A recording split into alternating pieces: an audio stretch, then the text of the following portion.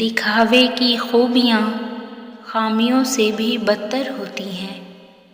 یاد رکھیں، دوسروں کے لیے مشکلات کے پہاڑ کھودیں گے تو آپ کی اپنی آسانیاں بھی اسی کھودے ہوئے پہاڑ کی اونچائی پر پہنچ جائے گی۔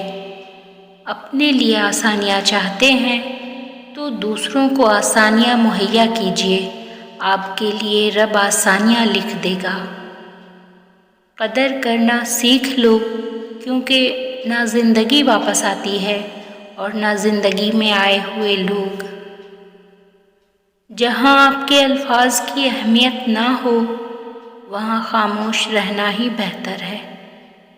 ہمارے فیصلے اگر غلط ہو جائیں تو معافی نہیں دی جاتی، ہمیں معاشرہ معاف نہیں کرتا اور نہ ہی اپنے۔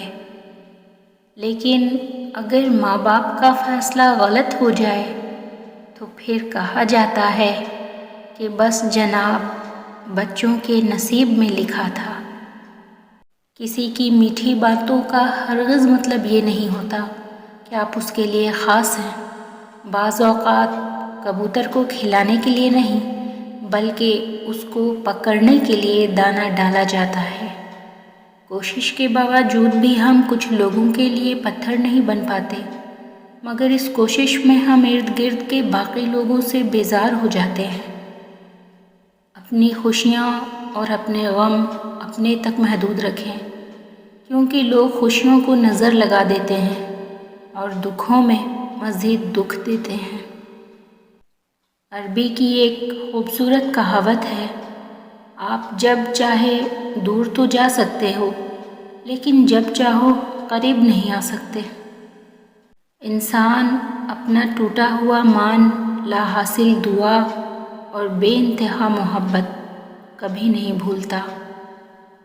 زندگی کے حسین لمحات واپس نہیں آتے، لیکن اچھے لوگوں سے تعلقات اور ان سے وابستہ اچھی یادیں ہمیشہ دلوں میں زندہ رہتی ہیں۔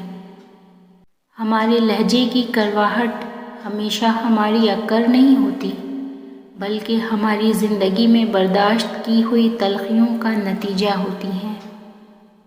گناہ کو پھیلانے کا ذریعہ کبھی نہ بنو، کیونکہ ہو سکتا ہے کہ تم تو توبہ کر لو، لیکن جس کو تم نے گناہ پر لگایا وہ آخرت میں تمہاری تباہی کا سبب بن جائے۔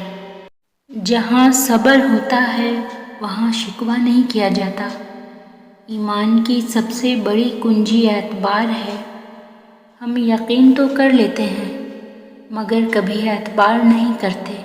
ہم کہہ دیتے ہیں کہ خدا ہمارے ساتھ ہے، مگر ہم کبھی اس پر سچے دل سے اعتبار نہیں کرتے۔ ہم اس خدا کو اپنا آخری سہارا بناتے ہیں، پہلا کیوں نہیں؟ ہم چاہتے ہیں جو برا کرے یا جو برا ہو اس کے ساتھ اس سے بھی زیادہ برا ہو۔ بس ایک سی خواہش کی وجہ سے ہم اس برے انسان سے بھی زیادہ برے بن جاتے ہیں۔ اس کو معاف کر کے معاملہ اللہ پاک پہ چھوڑے، یہی سزا اس کے لیے کافی ہے۔